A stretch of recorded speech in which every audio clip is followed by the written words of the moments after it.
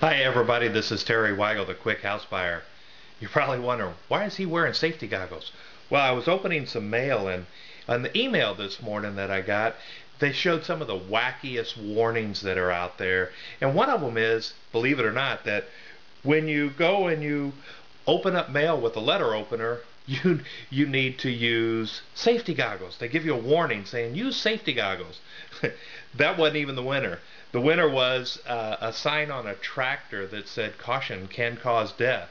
Well, no kidding. I guess if you got crushed underneath the tractor, yeah, it might just kill you. Anyway, what I wanted to warn you about today is I received a letter, and I'm not going to mention who, but it was from one of our students or one of our members of TotalFinancialLiberty.com.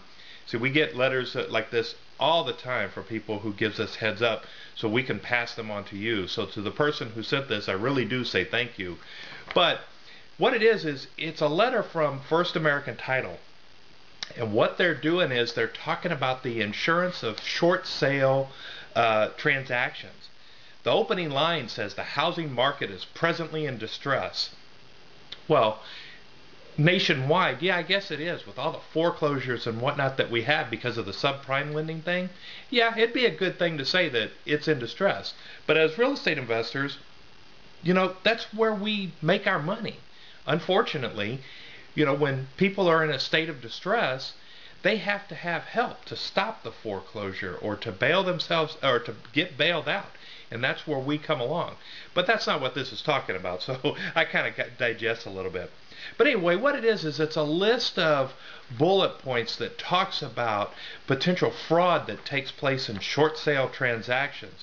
And this also includes wholesaling transactions. So kind of listen up for just a second. It says one must exercise extreme caution when handling a short sale transaction as the potential for fraud is high. Okay. Well, here are some of the fact patterns of concern inside. It says, yes, buying low and selling high is the American way. The problem here is, and the fraud you may be facilitating, they're talking to their title company people, okay, is that the coordinator of the short sale is simultaneously representing that the property is not worth even the outstanding balance of the mortgage while holding a contract for the sale of the property for a significantly higher true market price. Now, it goes on to say both can't be true. It is always a red flag in this type of situation. Now, let's think about this for a second.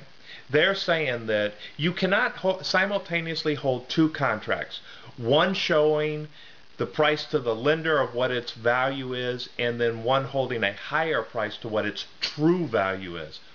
Well, I kind of go back to their opening line where it says buying low and selling high is the American way.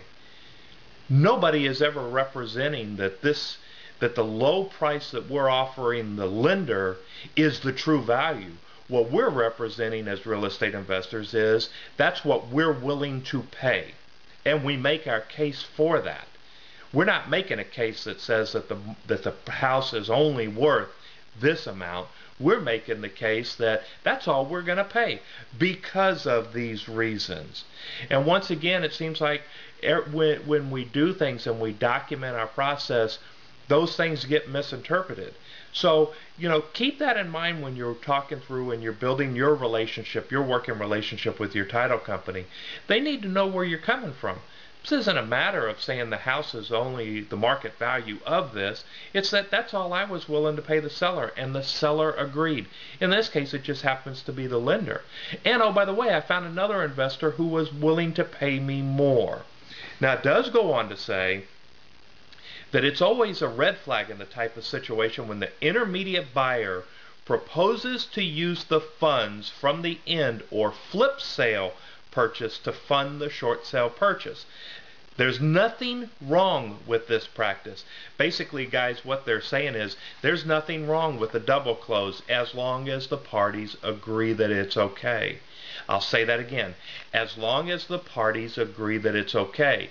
There is nothing wrong with this transaction. That's exactly what this document says right at the very end of paragraph 1. It also says if it's fully disclosed and the second buyer approves the use of their funds to close the underlying transaction and acknowledges that the end or flip transaction is contingent upon the completion of the short sale transaction. So this is now saying that if you go and you get a house and you negotiate with the seller or the lender, you get the property for the price that you want, you go find another investor and that other investor agrees to purchase it for that price, hey, it's okay to do a double close. And we've always been told you can't do that. With the approval, you can. One other little fact, and I'm going to post this on TotalFinancialLiberty.com. I will put it in the download section and make it available for the public.